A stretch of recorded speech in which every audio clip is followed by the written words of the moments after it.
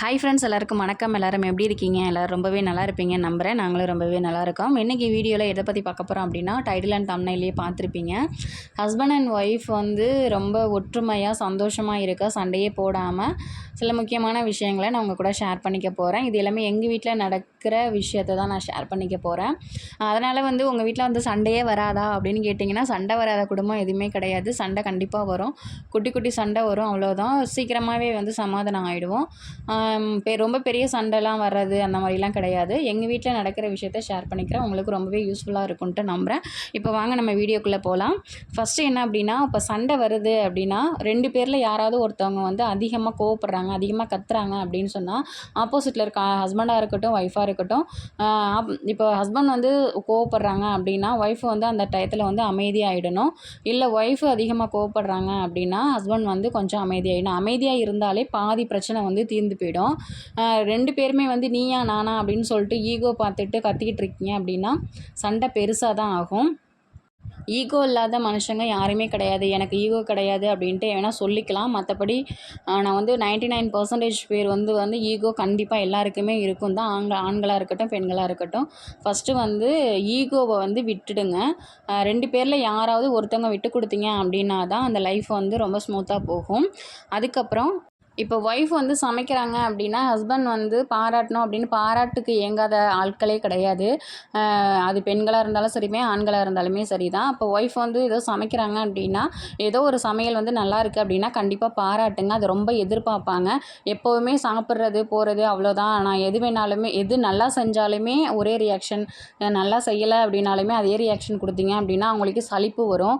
நம்ம எப்படி தான் செஞ்சாலுமே வந்து அவங்க பாராட்ட மாட்றாங்களே அப்படின்னு சொல்லிட்டு எதுவுமே சொல்லாமல் போகிறீங்களேன்ட்டு ரொம்ப வந்து மனசு கஷ்டமாக இருக்கும். ஸோ ஏதாவது நல்லா சமைக்கிறாங்க அப்படின்னா கண்டிப்பாக பாராட்டுங்க. அதே மாதிரி அவங்க ட்ரெஸ்ஸிங் பண்ணியிருக்காங்க அப்படின்னா நல்லா இருந்துச்சு அப்படின்னு சொன்னால் நீங்கள் வந்து நல்லா இருக்குது அப்படின்னு சொல்லிட்டு பாராட்டுங்க. நல்லா இல்லை அப்படின்னா இது எதில் சேஞ்ச் பண்ணிக்கோ அப்படின்னு சொல்லுங்கள். அதையுமே ஒய்ஃப் வந்து எதிர்பார்ப்பாங்க. இது வந்து ஹஸ்பண்டுக்கு மட்டும் சொல்லலை, ஒய்ஃபாக இருந்தாலுமே வந்து ஹஸ்பண்ட் ஏதாவது ஒரு விஷயம் நல்ல விஷயம் பண்ணுறாங்க அப்படின்னு சொன்னால் கண்டிப்பாக வந்து நல்லா பண்ணுறீங்க, நல்லா இருக்குது அப்படின்னு சொல்லிட்டு நீங்களும் ஒய்ஃபும் வந்து அவங்கள பாராட்டுங்க. பெண்கள் மட்டும் வந்து பாராட்ட எதிர்பார்க்க மாட்டாங்க, ஆண்களும் அந்த பாராட்ட எதிர்பார்ப்பாங்க. ஸோ கண்டிப்பாக அதை பண்ணுங்கள். அதுக்கப்புறம் ரொம்ப முக்கியமான விஷயம் என்ன அப்படின்னா, டைம் ஸ்பெண்ட் பண்ணுறது. ஹஸ்பண்ட் ஒய்ஃப் 2 பேருக்குமே தான். ஃபுல் டே வந்து ஒர்க் போயிட்டு வராங்க ஹஸ்பண்ட் அப்படின்னா, வீட்டுக்கு வந்ததும் வந்து ஒய்ஃபு கூட கொஞ்சம் டைம் ஸ்பெண்ட் பண்ணுங்கள். உடனே மொபைல் எடுத்து பார்க்குறது, டிவி பார்க்குறது அந்த மாதிரி இல்லாமல் கொஞ்சம் ரிலாக்ஸாக பேசிகிட்ருங்க. அதுவுமே ரொம்ப சந்தோஷமாக இருக்கும். நம்மளுக்காக டைம் ஸ்பெண்ட் பண்ணுறாங்களே அப்படின்ட்டு 2 பேருக்குமே தான். அதுவுமே சண்டை வர்றதை மேக்ஸிமம் அவாய்ட் பண்ணும். டைம் ஸ்பெண்ட் பண்ணி டெய்லியும் என்னத்த பேசுகிறது அப்படின்ட்டு யோசிச்சாலுமே நீங்கள் ஆஃபீஸில் நடக்கிற விஷயத்த வீட்டில் ஷேர் பண்ணிக்கலாம். வீட்டில் அக்கம் பக்கத்தில் நடக்கிற விஷயத்த ஒய்ஃப் ஷேர் பண்ணுவாங்க. நாங்களாம் அப்படி தான் பண்ணிகிட்ருப்போம். முன்னாடி வந்து மேரேஜுக்கு முன்னாடி நிறைய பேசும்போது மேரேஜுக்கு அப்புறம் நம்ம எதுவுமே பேசிக்க மாட்டோம்ல அப்படின்லாம் யோசிச்சிருக்கோம். பட் இப்போவுமே வந்து அப்படி தான் பேசிகிட்டு இருக்கோம். கொஞ்சம் நேரம் டைம் கிடச்சிச்சு அப்படின்னாலுமே வந்து ஏதாவது பேசிட்டு ஷேர் பண்ணிக்கிட்டே இருப்போம்.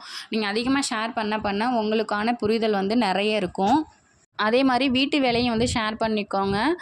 இது வந்து ஜென்ட்ஸ் பார்க்குற வேலை, இது வந்து லேடீஸ் பார்க்குற வேலை அப்படின்ட்டு எந்த வேலையுமே வந்து பிரிக்கலாம் முடியாது. எல்லா வேலையும் எல்லாருமே பார்க்கலாம். ஒய்ஃப் வந்து ஒரு 10 வேலை பார்க்குறாங்க அப்படின்னா ஹஸ்பண்ட் வந்து ஒரு வேலை பார்த்து கொடுத்தீங்க அப்படின்னாலே ஒய்ஃபுக்கு வந்து அதுவே ரொம்ப சந்தோஷமாக இருக்கும். அதுக்காக ஒய்ஃப் வந்து நம்ம ஹஸ்பண்ட் தான் வேலை பார்த்து கொடுக்குறாரு அப்படின்ட்டு எல்லா வேலையும் அவங்க தலையில் கட்டலாம் அப்படின்ட்டு நினைக்காதீங்க. அவங்க மைண்டு டோட்டலாக சேஞ்ச் ஆகி அந்த ஒரு வேலை பார்க்குறதையுமே பார்க்காம போயிடுவாங்க, இதே வேலையாக இருக்குது அப்படின்ட்டு. அதுக்காக வந்து எல்லா வேலையும் அவங்கள்ட்ட திணிச்சிடாதீங்க. ஒரு 2 வேலை வந்து ஹஸ்பண்ட் பண்ணி கொடுக்கும்போது நம்மளுக்காக ஹெல்ப் பண்ணுறாங்களே அப்படின்னு சொல்லிட்டு ரொம்ப சந்தோஷமாயிட்டு மற்ற வேலையும் வந்து ரொம்ப சுறுசுறுப்பாக செய்வாங்க. இதை ட்ரை பண்ணி பாருங்கள். அதுக்கப்புறம் என்னென்னா, ஒரு சண்டை வருது வீட்டில் அப்படின்னு வச்சுக்கோங்களேன், மேக்ஸிமம் வந்து ஒரு ½ டே டைம் எடுத்துக்கோங்க போதும். அதை விட்டுட்டு ஒரு நாள் ஃபுல்லாக பேசாமல் இருக்கிறது அப்படின்னா, நீயா நானா, நீ பேசுகிறியா நான் பேசுகிறேனா அப்படின்னு சொல்லிட்டு ஈகோ பார்த்துக்கிட்டே இருக்கீங்க. ஏன்னா ஒரு நாளுங்கிறது 2 நாள் ஆகும். 2 நாள் ஆனது என்ன ஆகும்னா, 2 நாள் இருந்த நமக்கு இன்னும் ஒரு நாள் இருக்க தெரியாதா அப்படின்னு போயிட்டு ஒரு வாரம் ஆகும். ஒரு வாரம் இருந்த நமக்கு ஒரு மாதம் இருக்க தெரியாதா அப்படின்னு சொல்லிட்டு இப்படியே நாள் போயிட்டே இருக்கிறது என்ன ஆகும்னா, உங்களுக்கான பிரிவு வந்து ரொம்ப அதிகமாகும். இதனால் டிவோர்ஸ் வரையும் போகிற அளவுக்குலாம் கூட நடக்கும். ஸோ வந்து ½ டே மேக்ஸிமம் டைம் எடுத்துக்கோங்க. அதுக்குள்ளேயே பேசிடுங்க. ஒருத்தவங்க பேசலைனாலும் இன்னொருத்தவங்க வந்து விட்டு கொடுத்து பேசிடுங்க. வீட்டில் ஒரு சின்ன சண்டை வருது அப்படின்னா சாரி கேட்டால் தான் சரியாகும் அப்படிங்கிறதெல்லாம் கிடையவே கிடையாது. ஹஸ்பண்ட் வந்து ஒய்ஃபுக்கிட்ட சாப்பிட்டியான்னு கேட்டாலோ, இல்லை ஒய்ஃப் வந்து ஹஸ்பண்டுக்கிட்ட சாப்பிட்றீங்களா அப்படின்னு கேட்டாலே இந்த சண்டையே தீர்ந்து போயிடுங்க. வீட்டில் இருந்தால் ஓகே. வெளியில் போகிறவங்க அப்படின்னா ஹஸ்பண்ட் வந்து வெளியில் போயிருக்கீங்க அப்படின்னா கால் பண்ணுங்கள். ஒரு தடவை பண்ணுங்கள் எடுக்கலையா, 2 தடவை பண்ணுங்கள், 3 தடவை பண்ணுங்கள், தப்பே கிடையாது. அதுக்கு மேலே பண்ணணும் அப்படின்னா அது நான் சொல்ல மாட்டேன். ஒய்ஃபு வந்து ஒரு தடவை பண்ணுறாங்க அப்படின்னா சரி, நீங்கள் கோவமாக இருக்கீங்கன்னா 2வது டைம் பண்ணுறாங்கன்னா எடுத்துருங்க. திரும்ப நீங்கள் எடுக்கலன்னு சொல்லிட்டு அவங்க இன்னுமே கோவமாவாங்க. 2 தடவை கால் பண்ணுறாங்கன்னா நீங்கள் சாப்பிட்டியா, சாப்பிட்டீங்களான்னு சொல்லிட்டு 2 பேரும் கேட்டுக்கிட்டீங்க அப்படின்னாலே அதுவே பெரிய பிரச்சனை தீர்ந்து போயிடும். எங்கள் வீட்டிலனா ஃபஸ்ட்டு கல்யாணம் ஆன புதுசில் என்ன பண்ணுவேன்னா, ஏதோ சின்ன சண்டை அப்படின்னா சப்போஸ் வீட்டில் இருக்காங்க அப்படின்னு வச்சுக்கோங்களேன். அப்போ என்ன பண்ணுவேன்னா, ரூமில் அவங்க இருப்பாங்க, ஹாலில் நான் இருக்கேன் அப்படின்னா, நான் வந்து அந்த சாப்பிட்ற டைம் கண்டிப்பாக வரும் இல்லையா சண்டை போட்டாலும். அப்போ என்ன பண்ணுவேன், மெசேஜ் பண்ணுவேன். ரூம்லேயே ஒரே வீட்டிலேயே இருந்துக்கிட்டு சாப்பிட்றீங்களா அப்படின்னு சொல்லிட்டு, உடனே இவங்க நான் சாப்பிட்றேன் எடுத்து வை அப்படின்னு சொல்லுவாங்க. நான் எடுத்து வச்சுருப்பேன். எடுத்து வச்சுட்டேன் வாங்க அப்படின்னு சொல்லி மெசேஜ் பண்ணுவேன். வாட்ஸ்அப்பில் தான் மெசேஜ் பண்ணிப்போம். அப்போ அவங்க வெளியில் வருவாங்க. நான் வெளியில் உட்காந்துருப்பேன் சாப்பாடு வச்சுட்டு. அப்போ வந்து என்னை வெளியில் வந்து பார்த்துட்டு சிரிப்பாங்க. அவ்வளோதான். திருப்பி நானும் உடனே சிரிச்சிருவேன். திருப்பி சிரிக்கிறீங்களே சண்டை வந்துச்சு தானே அப்படின்னு சொல்லிட்டு முறைச்சிட்டுலாம் இருக்க மாட்டேன். நானும் சிரிச்சிடுவேன், அவங்களும் சிரிச்சிடுவாங்க. சண்டை அதுலேயே போயிடும். மேக்ஸிமம் வந்து ஆஃப் டேவே நாங்கள் இருந்தது கிடையாது. கொஞ்சம் நேரம் மட்டும்தான் இருப்போம். ஆஃபீஸ் போனாலுமே வந்து அதுவும் கொஞ்சம் நேரம் நான் சொன்னால ஒரு தடவை 2 தடவை கால் பண்ணுறாங்க அப்படின்னா 3வது டைம் எடுத்துருங்க கண்டிப்பாக. ரொம்ப ஈகோ பார்த்துக்கிட்டு இருக்கீங்க அப்படின்னா கண்டிப்பாக வந்து பிரிவு அதிகமாக தான் இருக்கும். அப்புறம் ஒய்ஃபை வந்து ஒரு மாதத்துக்கு ஒரு தடவையாவது வெளியில் கூட்டிகிட்டு போங்க. வெளியில் கூட்டிகிட்டு போனால் ஷாப்பிங், ட்ரெஸ் எடுக்கிறது, மற்றபடி திங்ஸ் வாங்குறதுக்கு அப்படின்னு சொல்லலைன்னா, சும்மா ஒரு காசே இல்லை அப்படின்னாலும் ஒரு ரூ. 20 30 கண்டிப்பாக கையில் இருக்கும். வெளியில் சும்மா அழைச்சிட்டு போயிட்டு ஒரு டீ குடிச்சிட்டு ஒரு 2 பஜ்ஜி வடை சாப்பிட்டு வந்தீங்க அப்படின்னாலே அதுவே அவங்களுக்கு ரொம்ப சந்தோஷமாக இருக்கும். வெளில அழைச்சிட்டு போயிருக்காங்களே அப்படின்ட்டு. காசு பணம் எல்லாமே வந்து அடுத்தது தாங்க. என்னை பொறுத்தவரையும் சொல்லுவேன், காசு பணம் இல்லை அப்படின்னாலுமே வந்து ஒரு பொண்ணு வந்து எதிர்பார்க்குறது ஹஸ்பண்டோட பாசத்தை மட்டும்தான். எல்லாருமா எப்படியான்னு எனக்கு தெரியல. பட் நான் பார்க்குறது காசு பணம்லாம் ஃபஸ்ட் டைம்லலாம் எங்ககிட்ட சுத்தமாக இருக்காது. இப்போ இருக்கு. ஆனால் இப்போது முன்னாடி இருந்த அளவுக்கு இப்போ பரவாயில்லன்னு தான் சொல்லுவேன்.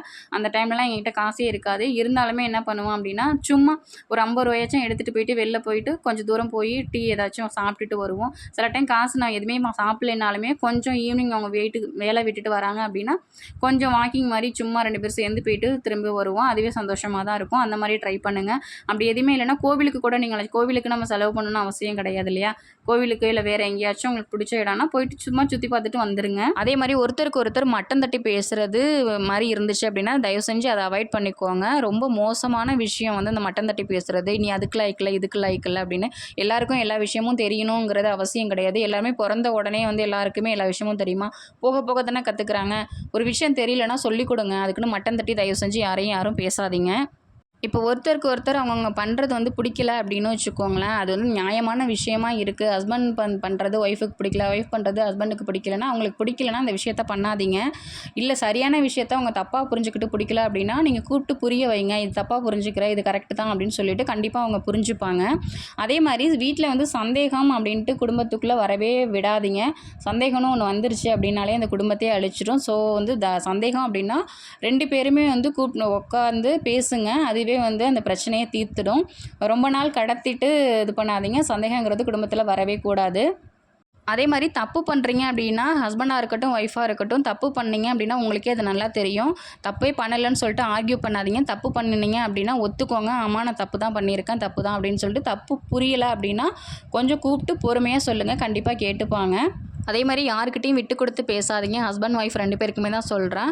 விட்டு கொடுக்காதீங்கன்னா தேர்ட் பர்சன்ட்ட விட்டு கொடுத்து பேசாதீங்க. உங்களுக்குள்ளே விட்டு கொடுத்துக்கோங்க. அவங்க ஃபேமிலி ஆகட்டும், இவங்க ஃபேமிலி ஆகட்டும் விட்டு கொடுத்துறாதீங்க.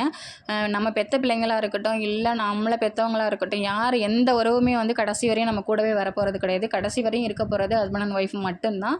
ஸோ வந்து நீங்கள் விட்டு கொடுத்து போய்க்கோங்க. யாருக்கிட்டையும் விட்டு கொடுத்து பேசிடாதீங்க. ஒரு பொண்ணு கல்யாணம் பண்ணிட்டு வராங்க அப்படின்னா, அவங்க மாமியார், மாமனாரை பொறுத்தோ, மற்ற சொந்தங்கள பொறுத்தோ அவங்க வரப்போறது கிடையாது. முழுக்க முழுக்க வீட்டுக்காரன் ஹஸ்பண்ட மட்டும் தான் நம்பி வருவாங்க. அவங்க வந்து எப்படி இருக்காங்க அப்படிங்கிறத பொறுத்து தான் அவங்க லைஃபே இருக்கும். காசு பணம் அப்படிங்கிறதுலாம் அடுத்தது தாங்க. ஒரு பொண்ணு எதிர்பார்க்குறது வந்து நமக்கு வந்து ஒரு பாசமான ஹஸ்பண்ட் இருக்கணும் அப்படிங்கிறத மட்டும்தான் எதிர்பார்ப்பாங்க. ஸோ அவங்க கூட நல்ல பாசமாக இருங்க. காசு பணம் இல்லைனாலுமே ரொம்ப அன்பாக பேசுங்க. அதுவே போதும் அவங்களுக்கு. அதே மாதிரி ஒவ்வொரு ஃபேமிலியும் பற்றி வந்து இப்போ ஹஸ்பண்டாக இருந்தாங்க அப்படின்னா அவங்களோட ஃபேமிலியை ரொம்ப உயர்த்தி பேசுகிறது, ஒய்ஃபோட ஃபேமிலியை வந்து மட்டம் தட்டுறது, அதுமாதிரி ஒய்ஃப் வந்து அவங்க ஃபேமிலியை உயர்த்தி பேசுகிறது, ஹஸ்பண்டோட வீட்டை வந்து மட்டம் தட்டி பேசுகிறது, அந்த மாதிரி இருந்தீங்கன்னா தயவு செஞ்சு அதை அவாய்ட் பண்ணிக்கோங்க. அது ரொம்ப பெரிய பிரச்சனையில் வந்து முடியும். அவங்கவுங்க ஃபேமிலி அவங்கவுங்களுக்கு பெருசு. ஸோ அவங்க ஃபேமிலி இவங்க ஃபேமிலி கம்பேர் பண்ணி பேசுகிறத தயவு செஞ்சு நிறுத்திக்கோங்க. ஹஸ்பண்ட் அண்ட் ஒய்ஃபுக்குள்ளே ஏதாவது ஒரு சண்டை அப்படின்னா, சின்ன சண்டை ஓகே, கொஞ்சம் பெரிய சண்டையாக இருக்குது அப்படின்னா உடனே போயிட்டு 3வது மனுஷங்கள்ட்ட சொல்கிறது அந்த மாதிரி இருந்துச்சுன்னா அதை வந்து தயவு செஞ்சு மாற்றிக்கோங்க. இன்றைக்கி சண்டை அப்படின்னா நாளைக்கு சேர்ந்துட போகிறீங்க, அவ்வளோதான். அந்த வந்து 3வது மனுஷங்கள்ட்ட சொல்லும்போது என்ன ஆகுனா, உங்கள் ஹஸ்பண்டுக்கான மதிப்பு வந்து குறையும். உங்களுடைய மதிப்புங்கிறது உங்கள் ஹஸ்பண்டுக்கான மதிப்பு தான் உங்களோட மதிப்பு. ஸோ உங்களோட மதிப்பை நீங்களே குறைச்சிக்காதீங்க. இது ஹஸ்பண்டாக இருக்கட்டும் ஒய்ஃபாக இருக்கட்டும் 2 பேருக்கும் சேர்த்து தான் சொல்கிறேன். அதுக்கப்புறம் லாஸ்ட்டு ஒன்று என்ன அப்படின்னா, சண்டையே போடாமலே இருந்துடாதீங்க. அதுக்காக சண்டைங்கிறது கண்டிப்பாக வரணும். சின்ன சின்ன சண்டையில் தான் வந்து புரிதல் வந்து அதிகமாகும். சண்டைங்கிறது கண்டிப்பாக இருக்கும் ஃபேமிலியில், அது இல்லாமலாம் இருக்காது. சண்டையே இல்லாமல் இருக்குது அப்படின்னா 2 பேரும் நடிச்சுக்கிட்டு இருக்காங்கன்னு தான் அது அர்த்தம். சண்டை இல்லாத ஃபேமிலி எதுவுமே கிடையாது. சின்ன சின்ன சண்டை வருது அப்படின்னா அப்போவே பேசி அப்போவே முடிச்சுக்கோங்க. சின்ன சின்ன சண்டையுமே வந்து அன்பை வந்து அதிகமாக்கும். ஓகே ஃப்ரெண்ட்ஸ், எங்கள் வீட்டில் நடக்கிறத எல்லாத்தையுமே நான் ஷேர் பண்ணிட்டேன். இப்படி தான் இருப்போம் எப்போவுமே. நீங்களும் அதேமாதிரி இருக்கிறீங்க அப்படின்னா ஓகே, இல்லை அப்படின்னா கொஞ்சம் சின்ன சின்ன விஷயத்த சேஞ்ச் பண்ணிக்கோங்க. எல்லாத்துலேயுமே எல்லோரும் பெர்ஃபெக்டாக இருப்பாங்களா அப்படின்னா இல்லை. எனக்கு தெரிஞ்ச விஷயம் வரையும் நான் சொல்லிட்டேன். தெரியாத விஷயம் ஏதாவது இருந்துச்சு அப்படின்னா நீங்களும் என் கூட ஷேர் பண்ணி கமெண்ட் பண்ணுங்கள். இதுவரையும் என்னோடய வீடியோவை பொறுமையாக பார்த்ததுக்கு ரொம்ப நன்றி. வீடியோ பிடிச்சிருந்தால் லைக் பண்ணுங்கள், ஷேர் பண்ணி கமெண்ட் பண்ணுங்கள். மறக்காமல் சப்ஸ்கிரைப் பண்ணிவிடுங்க. எங்கள் சேனலுக்கு சப்போர்ட் பண்ணுங்கள். ஓகே, தேங்க்யூ, பாய்.